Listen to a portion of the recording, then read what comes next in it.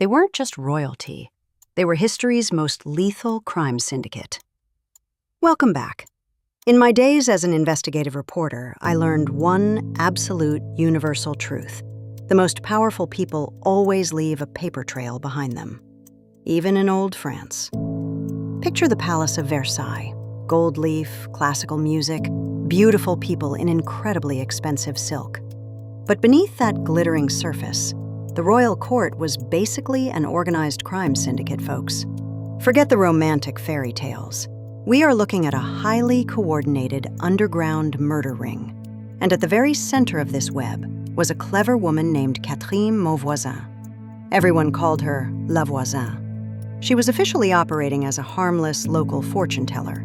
You know the type. Crystal balls, tarot cards, reading palms for bored, wealthy Parisian aristocrats. But La Voisin's most lucrative service was not predicting the future. It was guaranteeing it. If your palm reading didn't look so great, she offered a very permanent physical solution. She ran a fully stocked, clandestine apothecary in the dark back rooms of her shop. Her specialty? A custom-made, untraceable poison that the locals cheerfully dubbed the inheritance powder. It was a brilliant marketing term for arsenic mixed with toad venom and heavy metals. Who were her clients? Not street thugs. We are talking about the absolute highest society. Elite aristocratic women flocked to her secret lair under the cover of the dark night.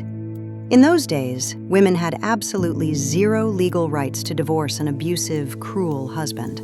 So, if you were trapped in a miserable marriage, your options were severely, painfully limited. You could suffer in silence for decades, or you could sprinkle something in his wine. La Voisin provided the ultimate equalizer for wives who desperately wanted to secure their freedom.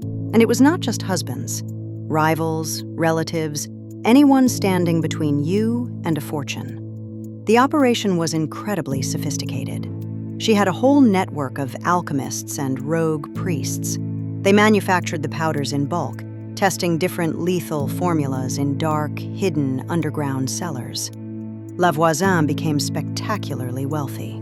She wore crimson velvet gowns covered in 2,000 pearls. She threw lavish parties, entertaining the exact same nobles who secretly bought her deadly products. It was the perfect crime. Doctors back then could not reliably detect arsenic during autopsies. Doctors usually just blamed sudden deaths on bad humors, stomach cramps, or a bad fever. People were dropping dead all over Paris, and nobody could legally prove a single murder. The poison ring operated flawlessly for years, totally untouched by the Parisian police or magistrates. But La Voisin made the classic criminal mistake. She got greedy, and she expanded upwards. Her clientele reached the absolute highest levels of power, right into the royal inner circle. Enter Madame de Montespan, the beautiful, powerful, official chief mistress of King Louis XIV. She had given the king 7 children and enjoyed unimaginable luxury, power, and royal influence. But the king had a wandering eye, and younger, prettier rivals were constantly appearing everywhere. Montespan was terrified of losing her supreme position, so she turned to the Parisian underground. She secretly visited La Voisin, desperate for magical potions to keep the king entirely obsessed.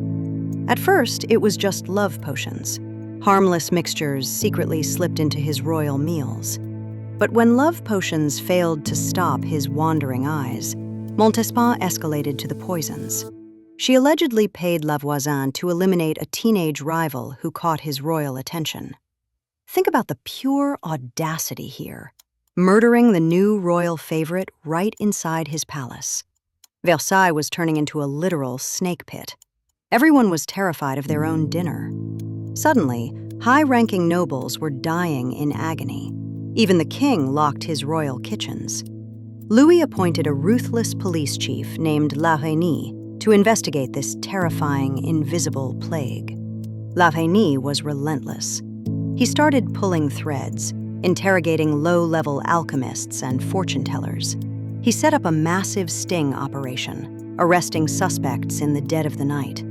The police raided secret laboratories, confiscating furnaces, strange chemicals, and hundreds of tiny glass vials. Under intense interrogation, the lower-level criminals started singing like canaries to save their necks. The evidence, all the whispers, all the money trails, pointed directly back to one person. In 1679, his armed guards finally kicked down the door of La Voisin. They dragged the infamous Poison Queen out of her luxurious Parisian mansion in iron chains. But the real bombshell was not the arrest itself. It was what police found inside. Hidden in her belongings was a massive, meticulously detailed ledger of her secret royal clients. Remember what I said about paper trails? La Voisin kept receipts for every single murder. When La Reynie opened that book, his blood ran cold. The names were absolutely staggering. Dukes, duchesses, counts, military generals, the highest-ranking aristocrats in the entire nation of France. It was a who is who of Versailles. Half the royal court bought inheritance powders. La Reynie brought the ledger directly to King Louis. The king was left utterly horrified. If this list became public, the massive scandal would literally destroy the French monarchy instantly. How can you rule a country when your entire court is exposed as serial killers? Louis panicked. He ordered La Reynie to establish a highly classified, secret underground judicial tribunal. They called it the Burning Chamber, a ruthless court operating in total, complete, absolute darkness. The tribunal worked relentlessly, executing 36 people and exiling dozens more from the court. La Voisin herself was burned at the stake, taking her darkest secrets to the grave. But then the investigators found the ultimate smoking gun. Madame de Montespan was clearly named. The mother of the royal children was officially implicated in treason, dark witchcraft, and murder. This was the breaking point. Louis could not execute his own beloved mistress for treason. The public humiliation would have been catastrophic. The king simply could not handle the truth. So, the most powerful monarch in Europe did what politicians have done since the beginning. He ordered a massive, sweeping cover-up. He personally shut down the secret tribunal immediately. Louis commanded that all interrogations mentioning Montespan be permanently sealed in locked, heavy iron boxes. He actually burned many of the most damning documents with his own royal manicured hands. Montespan was quietly pushed out of the inner circle, living in a very comfortable exile. The elite aristocrats who bought the poisons mostly walked away unpunished, protected by their wealth. Only the lower-class alchemists and servants paid the ultimate price for the royal conspiracy. It is the classic tale of justice. The rich survive, the poor take the fall. For centuries, the French monarchy pretended the affair of the poisons was a minor rumor, but those locked iron boxes survived.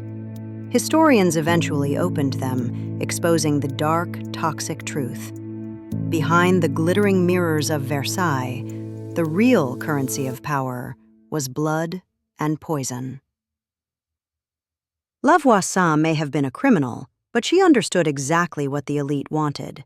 She just monetized their darkest desires. A true, ruthless entrepreneur of old French organized crime. History is not just dates, it is a crime scene, and evidence never disappears completely.